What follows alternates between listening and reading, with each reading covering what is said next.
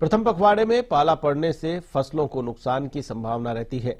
कृषि महाविद्यालय भुसावर में फसलों को पाले से बचाने पर चर्चा की गई। महाविद्यालय के डीन डॉक्टर उदयभान सिंह ने बताया कि 27 दिसंबर की बारिश एवं कोहरे ने वातावरण में नमी ला दी है। इससे अभी तापमान 0 डिग्री पर जाने की संभावना कम है, लेकिन यदि आसमान खुलता है तो पाले की संभावना बढ़ जाएगी। ऐसी स्थिति में किसान सरसों, आलू व सब्जियों को पाले से बचाने की जरूरत है। चर्चा के दौरान सिंह ने फसलों को पाले से बचाने के कई उपाय भी बताए। अभी जनवरी में टेम्परेचर काफी कम हो जाएगा और जनवरी के प्रथम पखवाड़े में पाला फसलों पर नुकसान होने की काफी संभावना रहती है, क्योंकि टेम्परेचर इसी दौरान ज्यादा कम होता है। तो इसके बचाव के लिए जो है, यदि संभावना है तो हल्की सिंचाई फसलों में करें। साथ ही थायोयूरिया 0.1% 100 लीटर पानी में 100 ग्राम मिलाकर के यदि हम छिड़काव करते हैं तो इससे पाले का बचाव हो जाता है। 15 दिन तक फसलों में नुकसान नहीं होता है यदि ये छिड़काव किया है तो। भरतपुर में पुलिस थाना मथुरा गेट व डीएसटी टीम भरतपुर ने संयुक्त रूप से चेन स्नेचरों के खिलाफ प्रभावी कार्रवाई की है। कार्रवाई के तहत 5 दिन पहले न्यू पुलिस क्वार्टर्स में हुई चेन स्नेचिंग की घटना में त्वरित कार्रवाई करते हुए खुलासा किया गया है, जिसमें एक चेन स्नेचर को घटना में प्रयुक्त बाइक सहित गिरफ्तार किया गया है।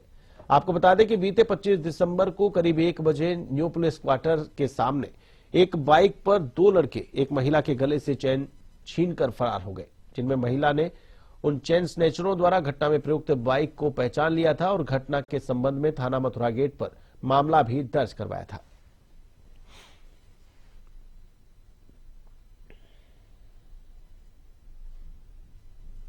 संदर्भ में आईजी सर और एसपी सर के निर्देशन में हम कार्यरत हैं। गत कुछ दिनों पहले 25 तारीख को करीब 12-1 बजे दोपहर में एक महिला की न्यू पुलिस लाइन में चेन स्नैच कर ली थी। मोटरसाइकिल पर 2 लड़के सवार थे जिन्होंने ये वारदात को अंजाम दिया था। इसी में एसपी सर के निर्देशन में 5 टीमों का गठन किया गया, जिसमें डीएसटी और साइबर सेल को इन्वॉल्व किया गया।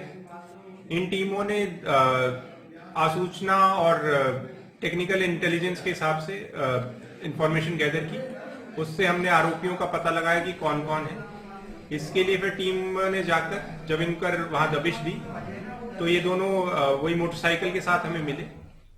डीग जिला मुख्यालय के गांव बरौली चौथ के पास भरतपुर फीडर में एक साथ क्षमता से अधिक पानी आ जाने से नहर की पटरी टूट गई और सैकड़ों बीघा खेती जलमग्न हो गई। ग्रामीणों ने रविवार की शाम को फीडर में रिसाव शुरू होने पर प्रशासन को सूचना दी, लेकिन प्रशासन का कोई भी अधिकारी और कर्मचारी मौके पर नहीं पहुंचा। फिलहाल मौके पर मौजूद बहज बरौली और दादू नगला के ग्रामीण अपने स्तर पर पानी के बहाव को रोकने की कोशिश में जुट गए। फिलहाल ग्रामीणों ने अपनी तरफ से ही जेसीबी को बुलवाया। जेसीबी की सहायता से कटाव स्थल पर मिट्टी डलवाकर पानी के बहाव को रोकने की कोशिश की गई।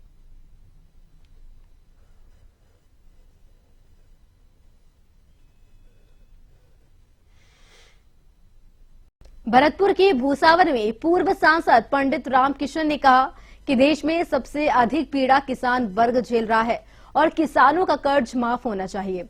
उन्होंने यह भी कहा कि टैक्स की राशि खेती, सिंचाई, शिक्षा और स्वास्थ्य पर खर्च की जानी चाहिए। पंडित रामकिशन रविवार को भूसावर के ग्राम भेसीना में आयोजित किसान सम्मेलन में बोल रहे थे। उन्होंने कहा कि देश में 88% किसान छोटी जोत के मालिक है। यदि किसानों को सस्ता पानी उपलब्ध कराया जाए तो उनकी आमदनी बढ़ेगी और बिजली का खर्च भी कम होगा। उन्होंने बढ़ती आर्थिक असामान्यता पर चिंता व्यक्त करते हुए कहा कि गलत नीतियों के कारण भारत में चीन और अमेरिका से भी अधिक अरबपति हो गए हैं।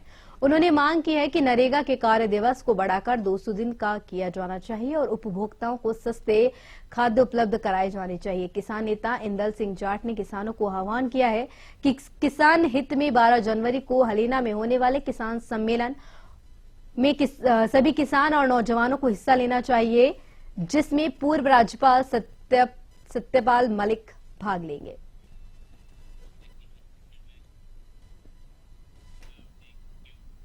और धौलपुर के बसेड़ी कस्बा स्थित स्टेशन रोड पीपल मंडी में शनिवार रात चोरों ने एक सोने मकान को अपना निशाना बना लिया।